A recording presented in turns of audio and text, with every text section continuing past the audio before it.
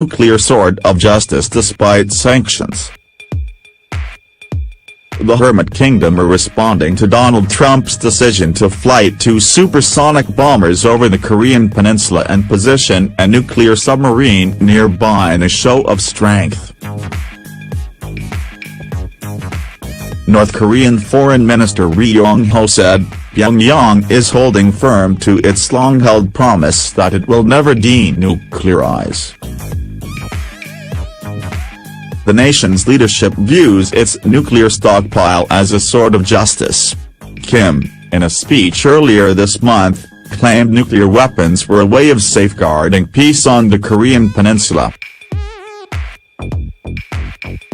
State propaganda said, North Korea is demonstrating its might as a world military power equipped with latest strike equipment, including ICBM, H-bomb and ballistic missile from strategic submarines. This proud reality is the brilliant fruition of the faith and will of the army and people of the DPRK who stand unfazed by any sanctions, pressure and military threats and blackmail by the enemies. On Tuesday, officials confirmed Donald Trump had been briefed by his generals on options to respond to North Korean aggression.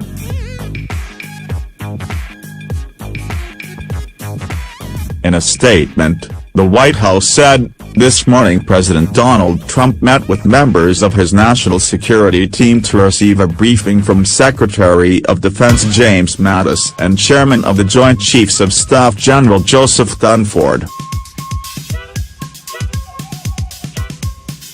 The briefing and discussion focused on a range of options to respond to any form of North Korean aggression or, if necessary, to prevent North Korea from threatening the United States and its allies with nuclear weapons. New York Times columnist Nicholas Kristof, who recently visited North Korea, said, there was a menace in the air.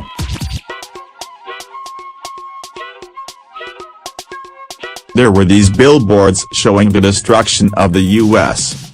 There was much more rhetoric about the U.S. as the enemy. I left feeling that there is a real risk of a war that would be just catastrophic and that we may be headed for miscalculations on both sides that make a war not likely, but a significant possibility.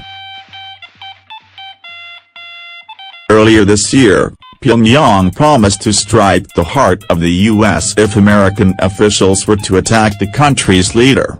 In September, images were released of gruesome art propaganda depicting Americans murdering Koreans.